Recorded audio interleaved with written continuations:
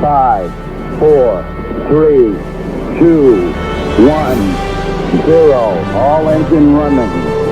Liftoff. We have a liftoff. This is About Space, America's return to space, with news and information on our U.S. space program. Is your host of About Space, David Denard. Welcome, and thanks for joining me today. Scientists are beginning to announce findings about ancient civilizations more openly without ridicule. Well, today, an ancient artifact found in Siberia deep in an ice pack opened new speculation of an ancient alien civilization. Details next, as America and the world is listening to About Space Today. Come to the land of orange groves and palm trees. Come to the land of theme parks. Come to the land of sunny beaches and the azure waters of the Atlantic Ocean. So come and visit Florida for lasting memories. Email us. Email david.ddcruisandtours@gmail.com or call D&D Cruise and Tours at 877-747-8631 for your next family, cruise, or theme park vacation. Let us provide you your next visit with our travel experience, not experimentation. We are members of IATAN and CLIA. Email david.ddcruisandtours@gmail.com. Serving the Southeast, traveler since 1985. Welcome back.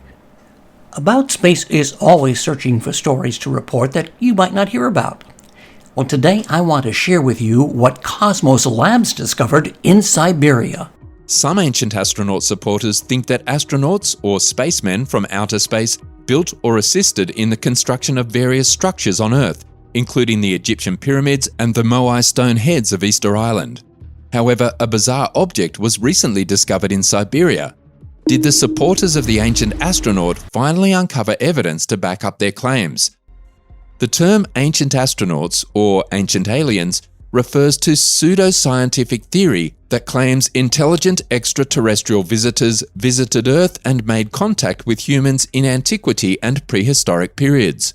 According to proponents, this contact shaped the evolution of modern cultures, technologies, religions, and human biology. Most, if not all, religions' deities are extraterrestrial in origin, and advanced technologies brought to Earth by ancient astronauts were perceived as evidence of divine status by early people. Academics and archaeologists regard the theory that ancient astronauts existed and visited Earth to be pseudo-archaeological and/or unscientific. In peer-reviewed studies, it has garnered no credible attention. When advocates of the concept produce evidence in support of their beliefs, that material is frequently fabricated or twisted in some way. Proponents claim that evidence for ancient astronauts comes from gaps in historical and archaeological records, and that missing or incomplete explanations for historical or archaeological data hint to the existence of ancient astronauts. These are frequently referred to as out-of-place artifacts, and they include artwork and folklore that are perceived as showing extraterrestrial contact or technologies in a modern sense.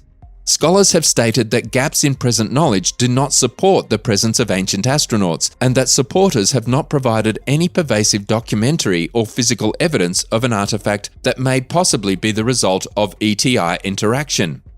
According to astrophysicist Carl Sagan, in the long litany of ancient astronaut pop archaeology, the cases of apparent interest have perfectly reasonable alternative explanations, or have been misreported, or are simple prevarications, hoaxes, and distortions. Although many people believe that all ancient ruins were built by our forefathers using methods gained over ages of trial and error, some devoutly attest to them eventually surrendering to a biblically confirmed flood. The fact is that at this point in history, we cannot prove this beyond a shadow of a doubt. Experts who actively explore and seek for these specific ruins have come into contact with significant evidence to suggest many of these ruins have once been drowned by fresh, or more often than not, an ancient sea.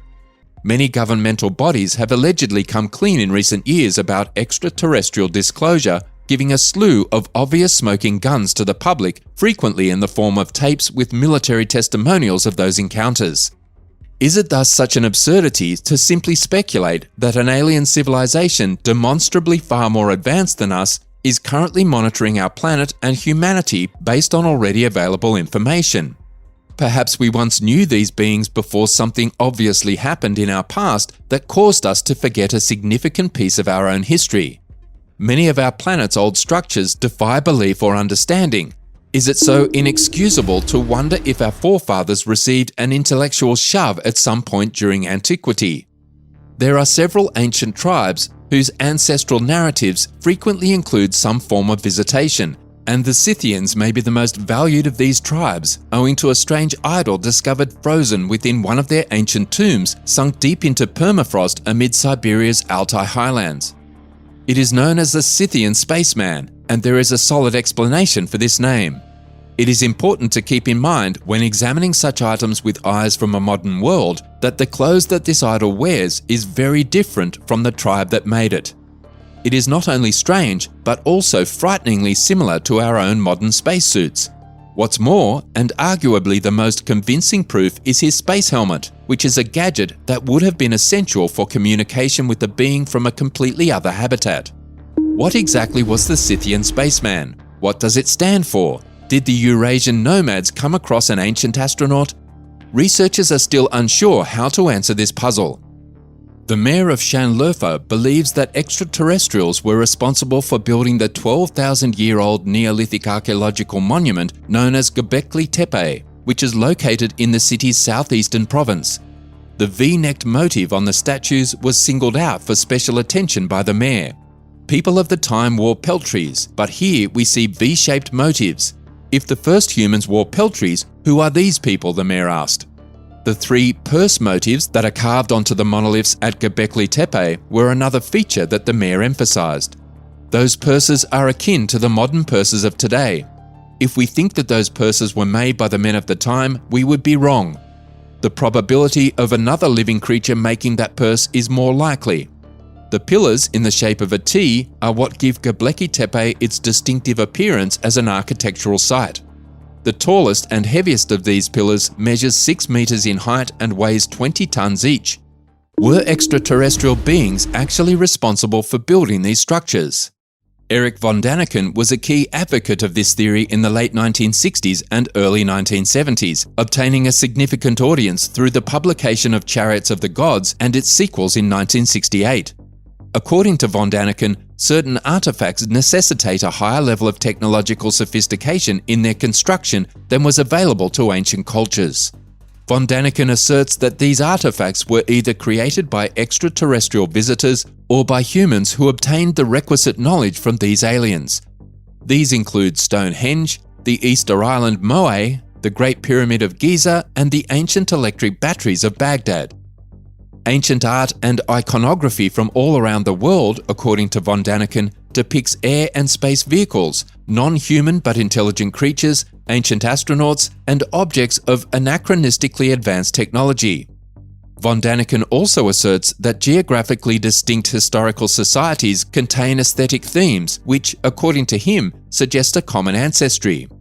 One such instance is von Däniken's interpretation of the sarcophagus lid unearthed from the tomb of Pakal the Great, ruler of Palenque during the classical period of Maya history. According to von Däniken, the design represented a seated astronaut. However, the iconography and accompanying Maya inscriptions identify it as a portrait of the king himself with the Maya world tree. According to von Däniken, the origins of many different religions might be seen as reactions to interactions with extraterrestrial beings. According to his point of view, mankind believed the aliens' technology to be a product of the gods, and the aliens themselves were revered as deities.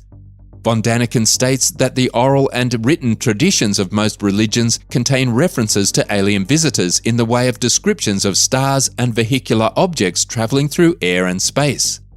One of these is the revelation given to Ezekiel in the Old Testament, which Däniken interprets as a comprehensive account of a landing spacecraft and interprets as such. So what do you think?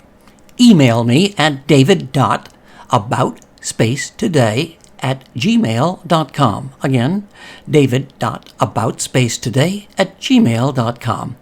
And check out our Facebook page, aboutspace.today, for launches and landings, and invite your family and friends to listen weekly. Join Dawn Meyer, Space Coast News Editor, this Friday for America in Space. And to all our listeners around the globe and here in the U.S., thanks for joining me. I'm David Denault, and this has been About Space Today.